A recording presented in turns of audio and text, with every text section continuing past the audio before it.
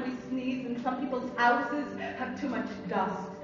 Some people's fathers are like attics. I've heard attics have monsters in their walls and shaky stairs. If I lived in a house that had an attic, I think I'd nightmare. A burglar in my safety chest, or maybe I'd look for rest in the sticks and stones, because my mother said a kid can only swallow so much punch before he's drunk on his own fist.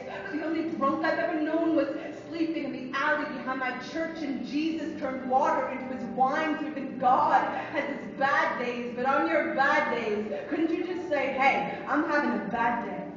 Instead of telling me I'm stupid or poor or that I dress like a boy, because maybe I am a boy and a girl. Maybe my name is Andrea Andrew. So what? It is a fact that bumblebees have hair on their eyeballs, and people also should comb to everything they see. Like an man is not a sailor, like the clouds might be a pillow fight. Like my mother said, every bird perched on a telephone wire decides the direction of its flight, but the conversations running through its feet. So not everything I speak can make hurricanes in other people's veins or shine their shiny shine. So maybe sometime, if somebody would sit beside me on the bus, I could say, guess what? It is a fact that manatees have vocal cords even though they don't have ears. Just like Beethoven played music even we could no longer hear. And I know every belt that has hit someone's back is still a belt that was built to hold something up. And it is a fact that Egyptians slept on pillows made of stone. But it's not hard for me to dream that maybe one day you'll write me back, like the day I wrote the lightning bug, to say I smashed my mason jar and I threw away the lid. I didn't want to take a chance that I'd grow up to be a war.